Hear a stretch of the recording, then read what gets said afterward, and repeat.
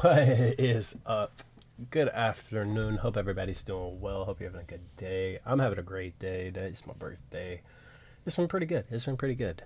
We're not gonna waste any time though. Let's go ahead and get into this. Today we're reacting to a video from Publish X, the final 16 and a half hours of Pop Smoke. So this should be pretty interesting.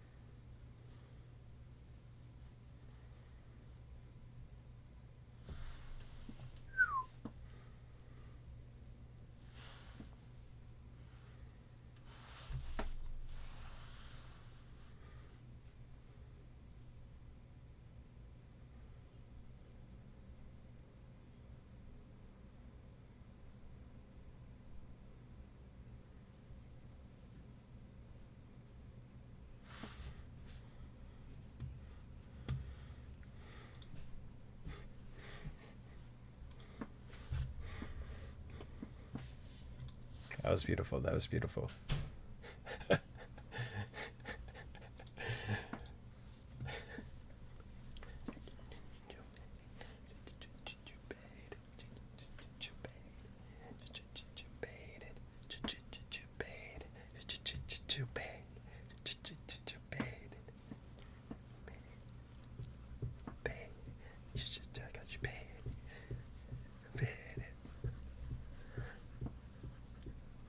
It must have been a really long time since I heard that. That was The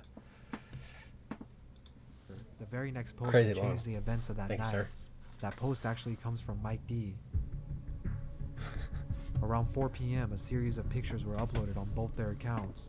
On Pop Smoke's Instagram showed 3 back-to-back pictures of him and Mike together, with Mike holding a stack of cash. On Mike's page was another photo, and nothing seemed wrong with it at first. But this picture had 2 fatal problems. The picture was of Pop Smoke and Mike, with him holding the same stack of money. But in the top left corner, the entire home address is almost visible, with only the first number missing. If someone were to be looking for Pop Smoke, all they had to do was find the first number between 1 and 9. But the worst mistake would come after Mike geotagged the post, showing the location on Instagram Maps. This was something they simply couldn't afford to do. An average person can get away with this, but for a high-profile rapper holding wads of cash, this was unacceptable. Despite these posts, the afternoon would carry on seemingly normal, but a few keen eyes had already begun connecting the dots. At 5 p.m., another update to Pop Smoke's story would be added.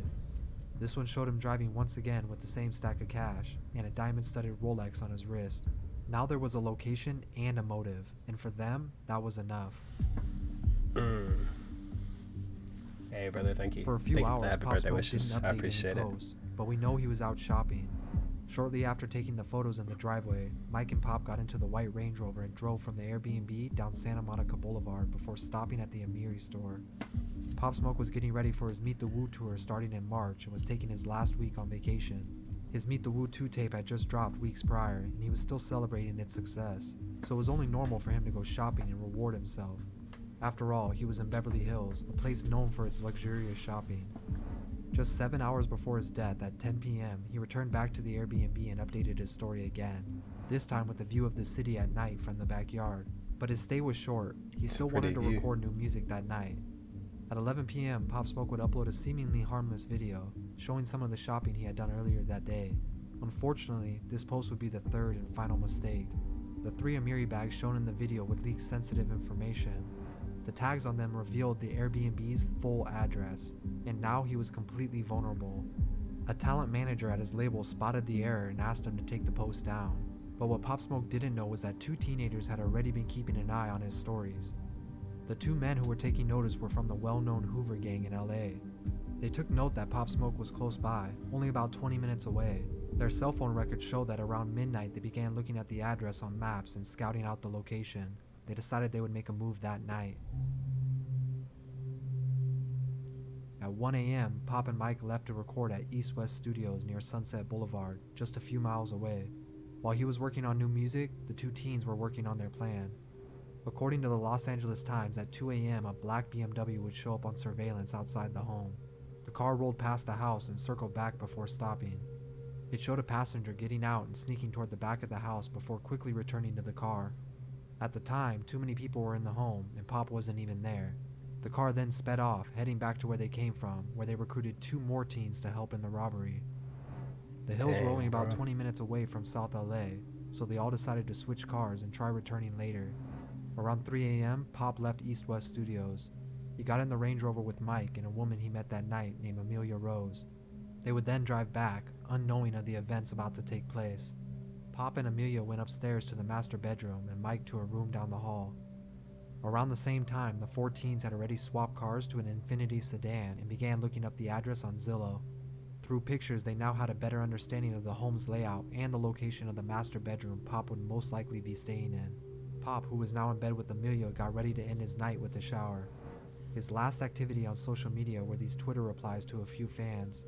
About 20 minutes passed and the Infiniti would pull up, lights off. They snuck through the backyard and climbed up the balcony to the 2nd floor. Amelia was the first one to notice the movement outside, but before she could react, the house was stormed by 3 men with masks and guns out. They put a gun to her head and advised her to stay quiet, taking her phone and purse while the other 2 went into the bathroom to confront Pop Smoke. They told Pop to take off his watch and hand it over, to which he did, but then Pop lunged at the gunman and attempted to fight back when he was shot in the chest by a 15-year-old. Amelia screamed as Pop hit the floor and the 2 men kicked him repeatedly. In a final attempt to escape, Pop got up and ran toward the stairs where he was shot 2 more times in the back. The 3 men then stormed out of the house. Mike was woken up by gunshots ringing through the halls, to which he found Pop at the bottom of the stairs and immediately called 911. Hello? Hello? I'm going to tell him to wait for LAPD. All right. Medical arrived 20 minutes later and took him to Cedars-Sinai, where he passed away just 1 hour later. At the same time of his passing, his killers were already searching up the local news to see if they had reported it yet. They even looked up the price of Pop's stolen Rolex, the only item they made it out the house with. In total, they got just $2,000 for it, split between 4 people. Despite having cell phone and internet records, authorities didn't have hard evidence to make arrests for almost 3 months. It wasn't until the 15-year-old was arrested for an unrelated crime, but because police already had their eyes on him as a person of interest, they rigged his jail cell with recording devices. Eventually, he told his cellmate he'd taken part in robbing Pop Smoke and that he pulled the trigger killing the rapper. The driver of the vehicle was arrested as well and eventually told his cellmate the same details of that night, confirming the story, initially having no intentions of shooting him, but when Pop put up a fight, they panicked and shot him. Corey Walker was the 19-year-old who stayed in the car that night, Man, that's sad, and Keandre man. Rogers was the 18-year-old who led the charge into the house. They were both charged with murder with special circumstances and will remain in prison indefinitely.